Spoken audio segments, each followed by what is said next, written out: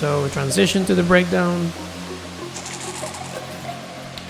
A cool tip for your transitions that I implemented in here is,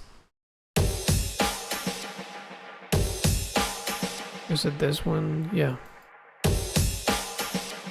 So you can hear that this has like a long tail at the end that carry on through the breakdown. That really helps to, you know, create that transition from drop to breakdown. And what I did is just put a reverb with a decay of almost 3 seconds, and I'm doing some automations in there. You can see that dry wet is going up. I also put a dub echo rack in here, also going up on the feedback knob, and that's really helping to make that transition. Sometimes the transitions are kind of too dry, and doing something like that helps a lot. I also did that with the snaring here, with the pretty last snare. I did the same thing, and that's helping to carry the groove to the breakdown, basically. You know, you have that kind of reverb still going on, so yeah, it's helpful. Right, so before I jump into the second drop, I want to point out at something here, because I've seen some of you guys when you send tracks to the feedback live, is that not all the time, but sometimes your build up is way too loud and it's louder than your drop, basically. So one way that I avoid that is by, when I start hearing that my build up is getting too loud, I put a automation in here, a volume automation. It's really simple, and I just do like this type of shape where I, you know, by the end of the build up, I have everything turned down by -3 dB. It just depends on the song. Maybe more, it may be less, but I have found that -3 dB is like a good spot. And I have that in every grouping here. So on my synths, I have that. On my drums, I also have that, I think, yeah. And on my fills. So that way I'm kind of compensating for, you know, the sudden loudness of the build-up. I also have that on the pre-master. I don't use a pre-master anymore. I just put everything through the master. But in this case, well, when I made this song, I was using a pre-master before jumping into the master. So I'm using the gain automation in the pre-master as well. But nowadays, I would just, you know, put this on the master chain at the beginning of the master chain, though. You don't want to put it at the end of the master chain, because that will affect the way that your wave looks when you render the project. You want to put it at the beginning.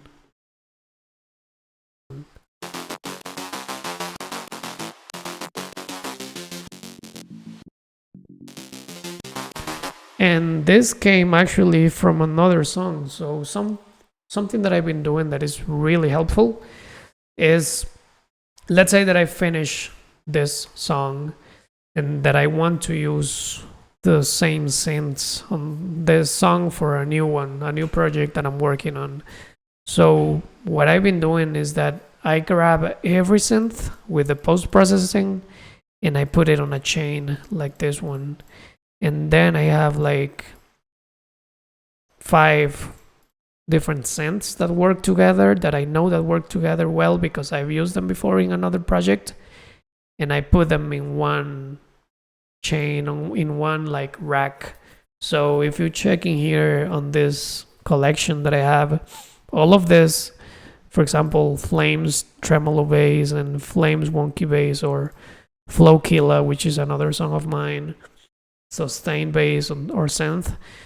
All of these are racks that contain all of the synths like being packed into one rack.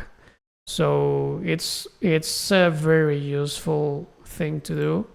And the way that you would do that is I'm just gonna do it from scratch really quick just to show you. Let's say that in here you have vital, and this is like your post-processing, and in this one you have a serum patch, and both of these are working together as layers of your drop. So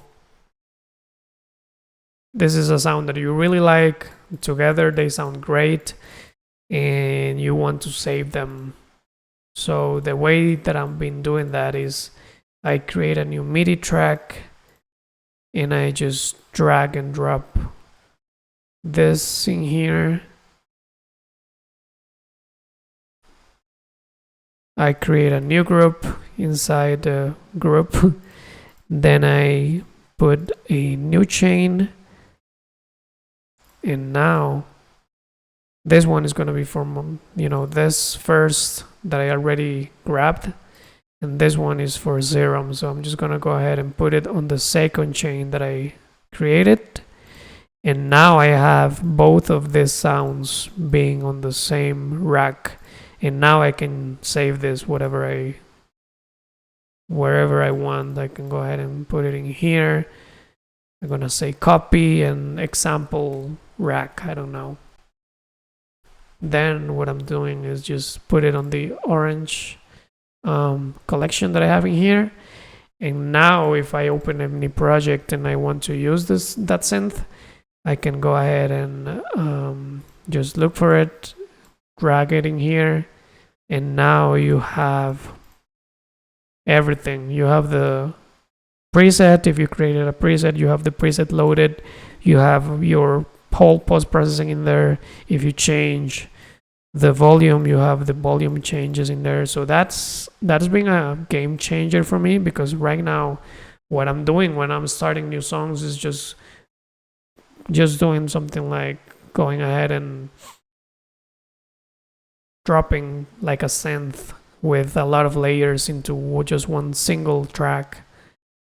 And like this one, it has 3 layers, and I know what sound they're gonna give me, and I can use them, or I can mute any of them, or I can just tweak them. But it's pretty helpful. So I really wanted to show you that, just because I think not many people think of doing that, or I don't know, but yeah, it's been pretty helpful for me to do that.